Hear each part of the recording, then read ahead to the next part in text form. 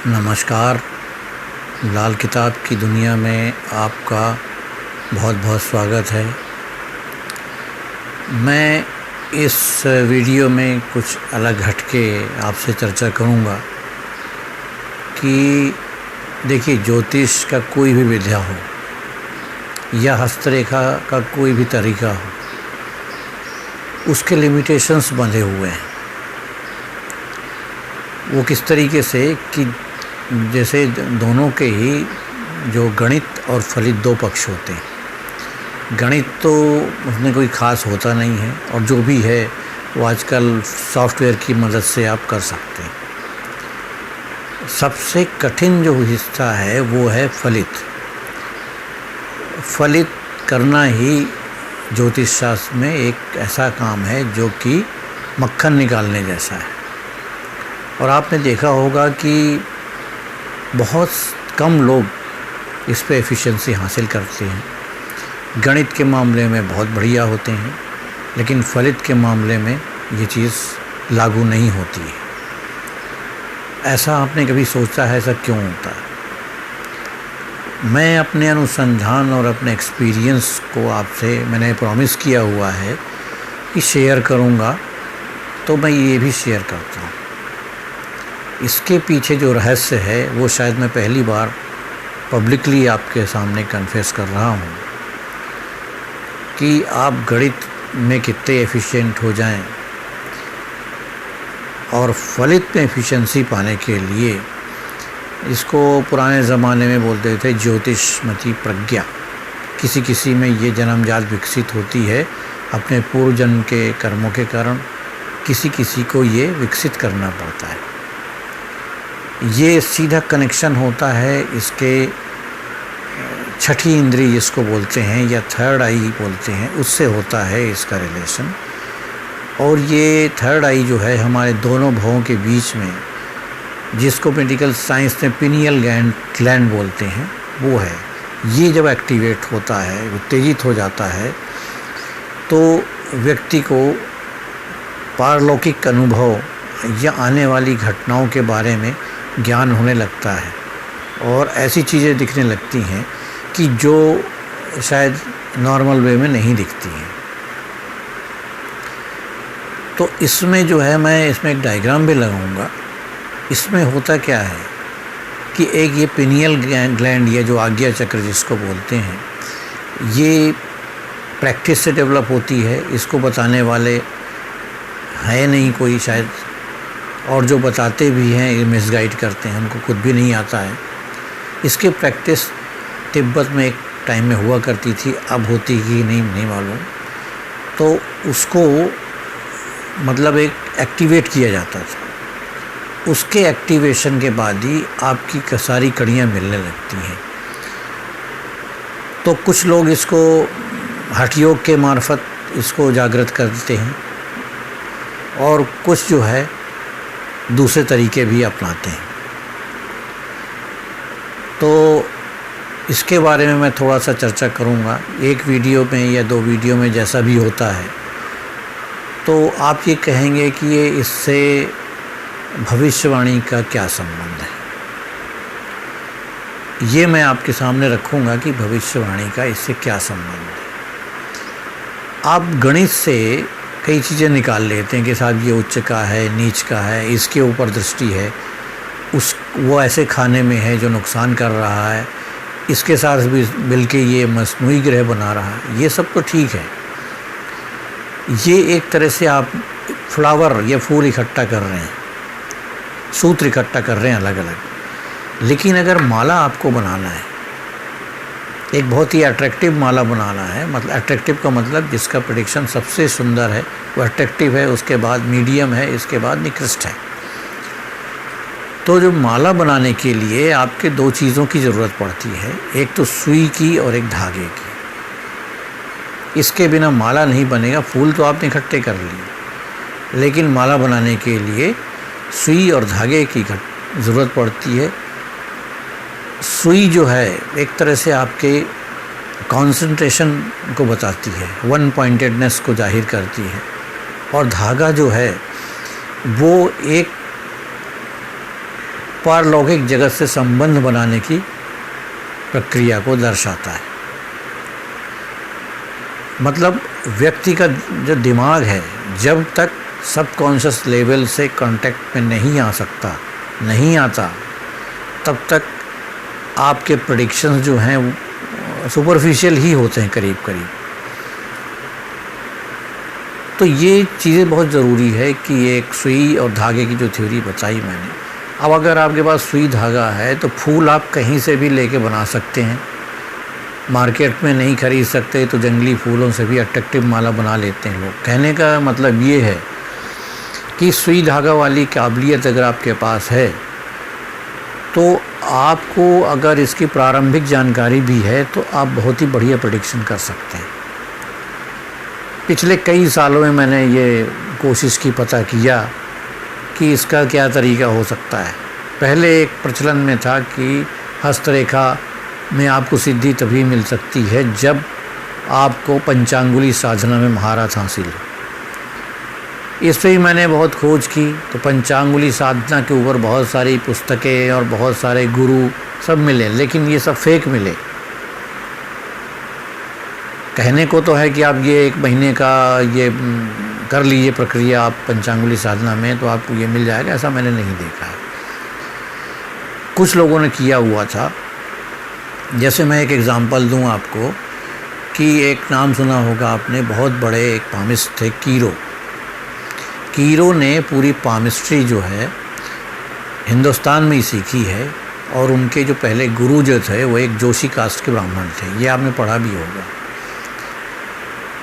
तो उस आदमी में इतनी ज़्यादा खोज करने की प्रवृत्ति थी कि उसने इसके ऊपर तिब्बत में भी जाके खोज किया और वहाँ पे इसका प्रशिक्षण लिया। तो उसका एग्ज़ाम्पल आप उसके पढ़ेंगे, memoirs of the modern seer करके एक उसने अपनी अंग्रेजी में किताब लिखी थी, उसमें था। उसमें कई चीज़ें बड़ी आश्चर्यजनक थी कि वो प्रेडिक्शन करते वक्त ऐसा बताते थे कि जैसे उनके आंखों के सामने कोई रील चल रही हो।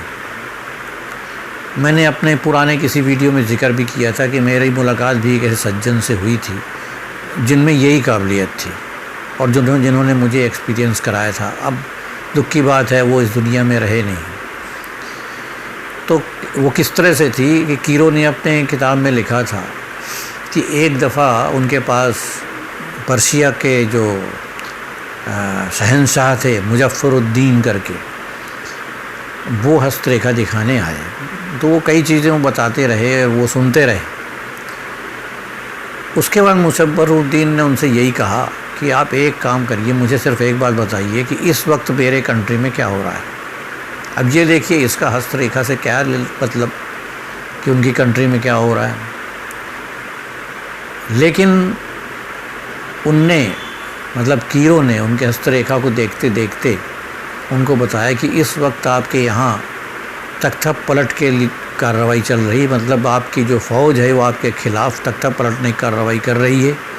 आपके महल में वो घुस गए हैं और चारों तरफ अशांति फैली हुई है। तो इन्होंने कहा आप रुक जाओ। शाह ने बोला मैं पता करता हूँ। उन्होंने अपने सोर्स से पता लगाया, बात वाकई सही थी।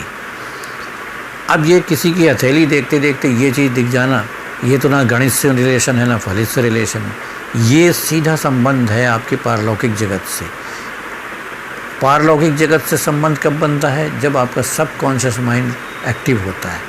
सबकॉन्शियस माइंड कब एक्टिव होता है? जब ये सुई धागा वाली थ्योरी आपकी चलती। अब मैं इस पर थोड़ा सा और डिटेल देता हूँ आपको। यह है क्या कि तंत्र शास्त्र, जैसा मैंने ये थंबनेल में लगाया, तंत्र शास्त्र मैंने जो मतलब निकाला है, तंत्र मतलब तंत्रिका तंत्र। हमारी जो नाड़ी तंत्र है वो अत्यंत सेंसिटिव होती है और पूरे शरीर में नीचे से लेके ऊपर तक उसने कुछ प्लेक्सस बनाए हैं, गुच्छे बनाए होते हैं नाड़ियों के। वो एक तरह से पावर सेंटर का काम करते हैं। इन पावर सेंटर को एक्टिवेट किया जाता है अलग अलग प्रक्रियाओं से और उसके अलग अलग फल मिलते हैं। पावर सेंटर को एक्टिवेट करने के लिए ही ये तंत्र मार्ग का अपनाया जाता है। तंत्र मार्ग मतलब कुछ अजीबोगरीब प्रैक्टिस जिससे आदमी के ये एक्टिवेट होते हैं। और उसमें सबसे 2 चीज़ें हैं जो तंत्र मार्ग से रिलेशन में ये चीज़ एक्टिवेट होती है।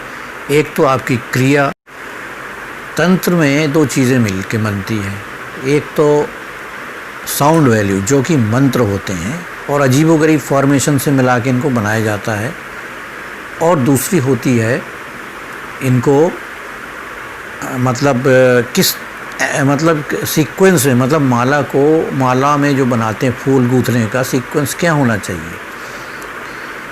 साउंड वैल्यू में आपने कई बार देखा होगा कि कुछ जैसे तंत्र का एक तरीका होता है जिसको साबर तंत्र बोलते हैं, साबर तंत्र। उसके जो मंत्र हैं वो कुछ अजीबोगरीब उटपटांग से होते हैं, जिसका कोई मतलब ही नहीं होता, लेकिन क्या है कि उनमें पावर जनरेट होता है। क्यों? कि जब वो अजीबोगरीब फॉर्मेशन के वर्ड जितने बनाए हैं वो इस तरह से बनाए थे कि वो पर्टिकुलर नर्व सेंटर को हिट करते हैं अपने आवाज़ साउंड वैल्यू से, वाइब्रेशन से। रेगुलर तंत्र में संस्कृत के मंत्र होते हैं, उसको भी इस तरह से उन्होंने एडजस्ट किया होता है कि वो हमारे तंत्रिका तंत्र के जो प्लेक्सस बने हुए होते हैं, जो गुच्छे बने होते हैं, और जिस गुच्छे को हमें एक्टिवेट करना होता है उसको वो बनाते हैं, मतलब उसको एक्टिवेट करते हैं उस साउंड वैल्यू के द्वारा। तो ये सब साउंड वैल्यू पुराने हमारे ऋषि मुनि या विद्वान लोग थे, उन्होंने इसके ऊपर रिसर्च किया था कि किस तरह से साउंड हम प्रोड्यूस करें, उच्चारण जिसको बोलते हैं, जिसकी वजह से ये चीज़ एक्टिवेट हों। तो ये है। अब जब हमने कर लिया, अब हमारे ज्योतिष में जहाँ तक सवाल है, दूसरी चीज़ों का नहीं है। आप षठ चक्र या सप्तम चक्र या जो भी कहें, उसके लिए नहीं है। हमारा सिर्फ ये होता है कि हम आज्ञा चक्र की बात करें। आज्ञा चक्र ही एक ऐसा चक्र है जो कि ज्योतिष में मदद करता है। तो इसके लिए कुछ मंत्र भी होते हैं, उसके बाद मेडिटेशन के तरीके होते हैं। तो ये ज़रूरी है। इसके बगैर, जैसे आप देखिए हमारे स्वर्गीय आदरणीय पंडित जी थे रूपचंद जी जोशी, उनको लाल किताब कैसे मिली थी? उनको किसी गैबी ताकत ने ये प्रदान की थी, डिक्टेट किया था। गैबी ताकत का सीधा रिलेशन पारलौकिक जगत से होता है, और इस दौरान उनको वो कुछ चीज़ें भी प्राप्त हो गई थी जिसको हम बोलते हैं थर्ड आई वाली चीज़। तो उनके जो प्रेडिक्शंस होते थे पंडित जी के, बड़े ही आश्चर्यजनक हुआ करते थे, जो आज तक किसी लाल किताबी ने वो चीज़ नहीं दी होगी। इंस्टेंट और बिल्कुल एक्यूरेट। वो कैसे आ गया? लाल किताब तो उनने लिखी है, ठीक है, लेकिन वो स्वयं लाल किताब लेके ही बैठते थे। 1952 एडिशन का लाल किताब साथ में रखते थे और बोलते थे। हमारे सब कई लोगों के पास वो लाल किताब उस तरीके की मौजूद है, लेकिन हम लोग तो उतने एक्यूरेटली नहीं बोल पाते। उसकी वजह यही है कि उसमें एक थर्ड आई वाला इन्वॉल्वमेंट ज़रूर था। तो उसके बगैर हम प्रेडिक्शन कर सकते हैं, कह सकते हैं साहब, और किसी ने पूछा अभी शादी कब होगी, उसने बता दिया साहब 2 साल के अंदर हो जाएगी। ये तो गणित के ऊपर से हमने बोल दिया। लेकिन कोई अगर ये बोले कि आज से 10 दिन के बाद फला फला डेट को इतने बज के इतने मिनट में होना है, तो ये क्या है? इतनी गणित किसी के एक्यूरेट नहीं होती। इसमें यही वाली बात है कि आपकी जो सिक्स सेंस बोलिए या थर्ड आई बोलिए, वो जब तक ये एक्टिवेट नहीं है तब तक हमारे प्रेडिक्शन में वो धार नहीं आ पाती जो हमें चाहिए। तो लेकिन इसके लिए नहीं हम कि हर किसी बाबा के पीछे दौड़ें। जब मैंने आपको जैसे बताया कि पंचांगुली साधना एक बहुत बड़ी चीज़ है, उसके लिए बहुत सी किताबें आपको मार्केट में दिखेंगी, लेकिन मुझे अपना जो ओपिनियन है उसके पीछे बिल्कुल नहीं जाना चाहिए, क्योंकि वो सब पब्लिसिटी स्टंटबाजी है। अगर इसके लिए कर रही हैं तो एक तो ये चीज़ ध्यान रखनी चाहिए कि जो हमने बताया था कि लाल किताब का समय पढ़ने का क्या होना चाहिए, और दूसरी चीज़ होती है कि आप अगर थोड़ा सा ये मेडिटेशन का प्रैक्टिस करें, और मेडिटेशन पर्टिकुलरली अगर भौं के दोनों भौं के बीच में आज्ञा चक्र के ऊपर मेडिटेट करें, तो इससे आपको काफ़ी फ़ायदा होगा और आपकी जो ज्योतिषमती प्रज्ञा या प्रेडिक्शन करने की जो कैपेसिटी में निखार आने लगेगा। अब बाकी बचा हुआ मैं आपसे नेक्स्ट वीडियो में बताऊंगा, क्योंकि ये वीडियो बड़ा हो रहा है। उससे मैं कुछ डायग्राम भी लगाऊंगा, जिससे डायग्राम के थ्रू आपको ये क्लियर हो जाएगा कि हमें करना क्या है।